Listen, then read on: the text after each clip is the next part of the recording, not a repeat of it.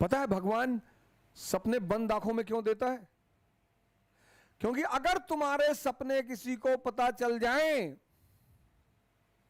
आपके जीवन में ऐसे बहुत सपने आप देखते होंगे सोते वक्त, जिसको देखने के बाद आप हंसते बहुत होंगे, डरते तो होंगे ही होंगे, हंसते बहुत होंगे।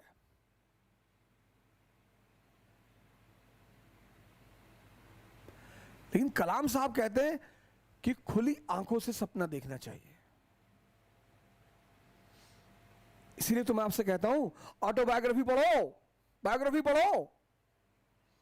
अंबेडकर, गांधी, लिंकन, कलाम, मुलायम सिंह, मोदी, ये सब बड़े सामान्य घर से आते हैं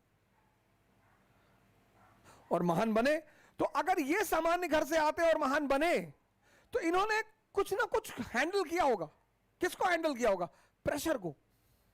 व्यक्तित्व तो मतलब P is equal to P।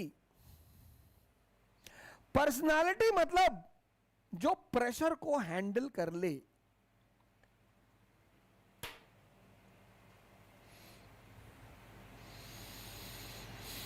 P is equal to P।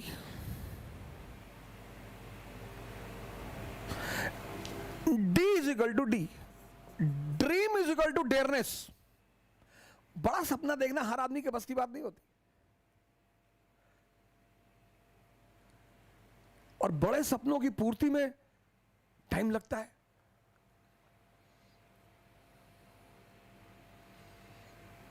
बड़े सपनों की पूर्ति में टाइम लगता है।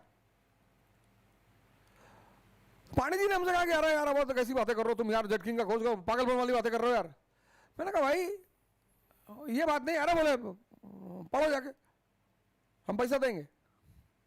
फिर मैंने अमित राय जी से कहा, वो ट्रैवलिंग जो उसका कोर्स करने आए थे टूरिज्म का, यहीं पे उसका ऑफिस है कहीं वहाँ वो देशबंधु मार्ग जो है RML हॉस्पिटल के पास उसका ऑफिस है। तो उस वक्त उसकी फीस करीब 10-20 हज़ार के आसपास थी। तो मैंने उनसे कहा, बोले दादा फीस तो हम आपको दे देंगे, लेकिन आप ये सब काम कहाँ करने जा रहे हैं, आप क्यों कर रहे हैं? ये बड़ा अजीब सा भाग्य रहा मेरे जीवन का, पहलू रहा कि मेरे मित्रों ने कभी ये सब चीज़ों करने को, हालांकि मेरा उद्देश्य दूसरा था, मुझे नौकरी की तलाश कभी नहीं थी, पर नौकरी करनी थी क्योंकि मैं मध्यम वर्ग से आता था। सर आपको भरोसा शायद ना हो, लेकिन मैंने 6 महीने बारटेंडर का काम किया है, वेटर का। मैं दिल्ली में रहता था, हमारे साथ हमारे एक मित्र थे नीरज तिवारी, और मुखर्जी नगर में हमने एक हिंदी मीडियम की कोचिंग खोल दी उसमें। अब कोचिंग का किराया, रहने का किराया, खाना, कोचिंग का एड, सब पैसा कहां से आएगा?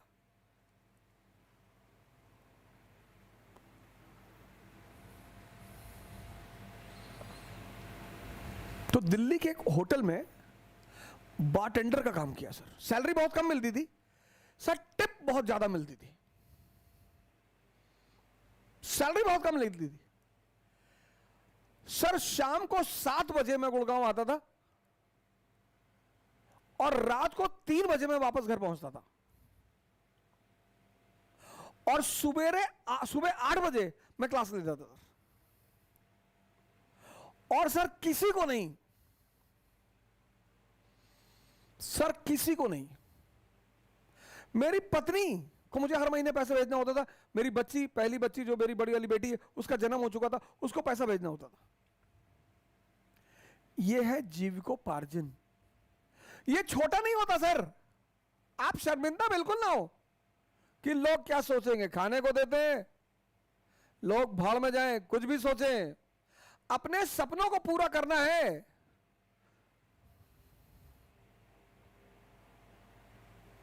मैं किससे ज्यादा पैसे मांगने हैं? और इतने सारे चीजों के पैसे